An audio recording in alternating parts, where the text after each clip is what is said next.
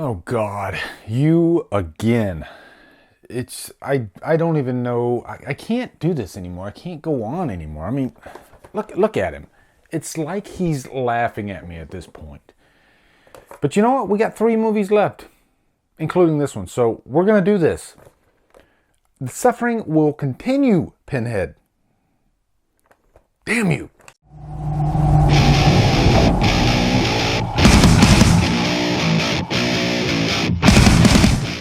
Hellraiser DEADER stars Kari Wuhrer, Doug Bradley, and is directed by Rick Bota. Oh God, what's up guys? It's time for...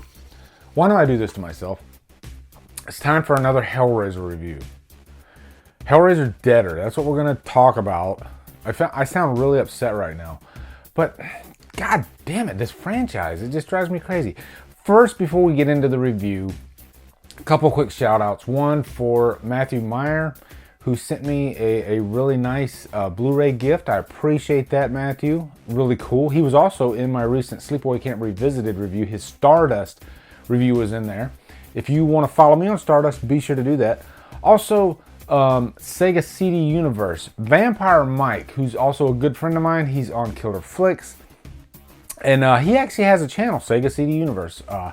Be sure to check out his channel. I'll put a link to it below. But, you know, he's just a really laid-back type of reviewer, which is kind of my style, too. And I like the way he talks about films, you know.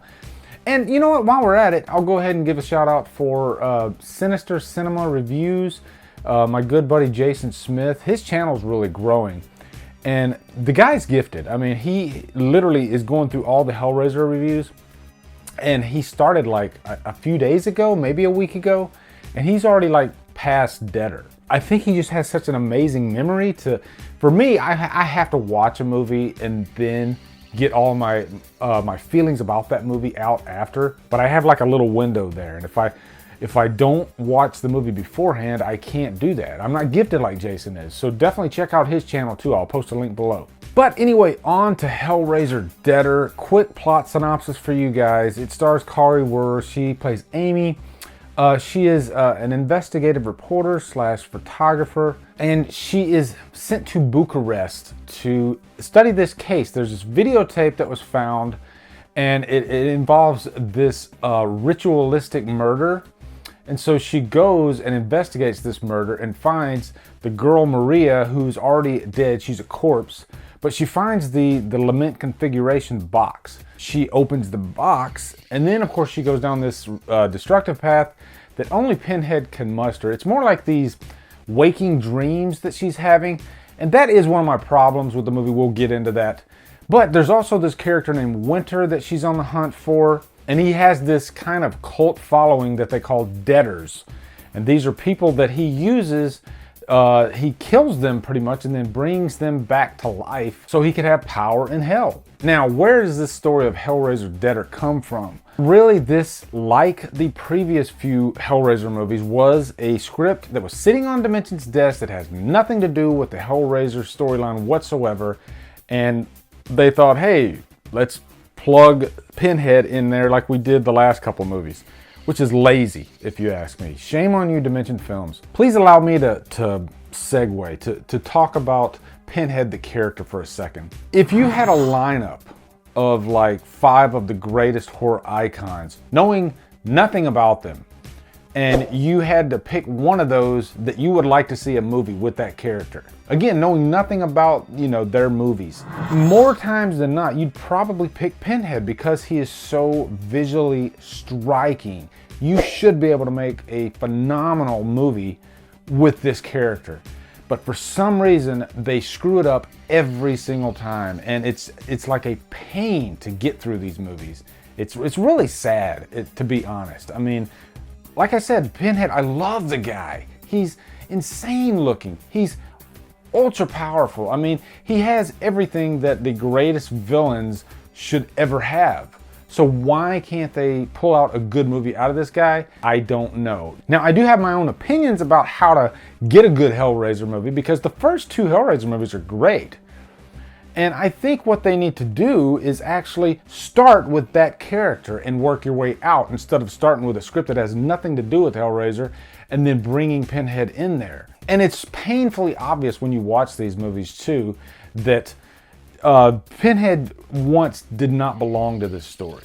And that's because he's rarely ever in the movie. And he, to be honest, almost doesn't even need to be in the movie. He really didn't even need to be in this movie because Winter kind of took up that mantle. But I'm going off on a rant here. I just needed to voice my concerns, my frustrations with this franchise up to this point. I've heard the new movie is actually a step in the right direction, finally. I can't even count how many of these movies there are now, and it's crazy that there's so many bad ones. But let's start with the good. There is a little bit of dignity to this movie. Visually, it is pretty damn striking. The movie was filmed in Romania, and the story is set in Bucharest. And there are a lot of interesting visuals throughout. As with any Dimension film, the cinematography is going to be top-notch. It's going to be great. Kari Wuhrer, whose last name is almost impossible for me to say, I am a big fan of hers, actually. I was a big fan of hers in the 90s, and to me, she's one of those actresses that got away, that has the skill level of like A-list actresses. She is a great actress, actually, and if you watch this movie, it's fully on display.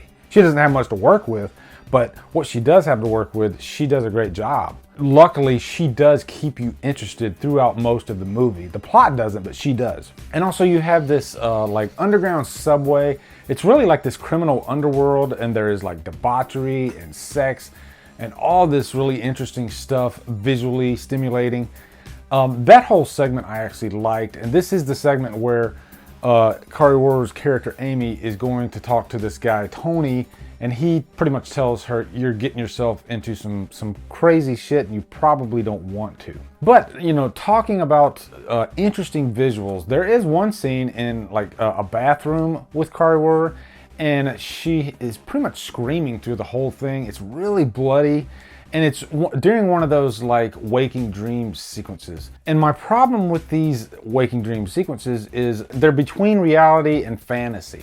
So all of this stuff's happening to her, but it's not really happening to her. Also, there is this like showdown between Pinhead and the character Winter at the end of the movie that really amounts to nothing. Basically, Pinhead has caught on to Winter's shenanigans, and he tells them that, hey, you're not gonna control me, you're not gonna control the Cenobites, and you just need to freaking shut up and color, and that's what he does. And really, that's the only time Pinhead gets to shine in the whole movie. It's a shame when you go into a Hellraiser movie and you're wanting to see Pinhead kick ass, and you get maybe a couple lines of cool dialogue, and that's about it.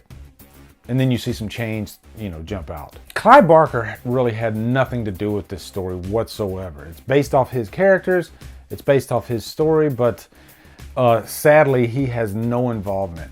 It makes me wonder if they're ever gonna remake the first Hellraiser. I know that there's been like development hell with that project, that they've thought about doing it for a while, but they just haven't done it. I'm mixed on that. I don't think you really need to remake Hellraiser. Hellraiser is like one of the greatest horror movies ever made. And again, that's just more of my frustration to why we have like 8 movies after that that are just, you know, pretty bad. So in the end, guys, this movie gets a straight up 2 hours lost. Some interesting stuff in there, but I'll never watch it again. Just like I'll never watch the last few again. And the last one actually had Ashley Lawrence, who I'm a huge fan of. She is like one of my favorite final girls.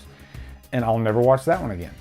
That's the problem with these Hellraiser stories. A lot of the times it feels like they take a CSI script and then they plug Pinhead in there, which is stupid. So anyway, guys, what are your thoughts on Hellraiser DEADER? Looking forward to hearing them. Also, if you check out my shirt here, I got my Drumdums official t-shirt. If you go over to the Drumdums store, we got quite a few different t-shirt selections over there now. Be sure to jump in there, snoop around, and if you like something, go ahead and grab it. Also, you can follow me at Drumdums on Facebook, Twitter, Instagram, Letterboxd, and now Stardust. If you like what I'm doing, hit that subscribe button. I'd really appreciate it. Anyway, guys, thank you so much for watching. Have a great day, and Drumdum out.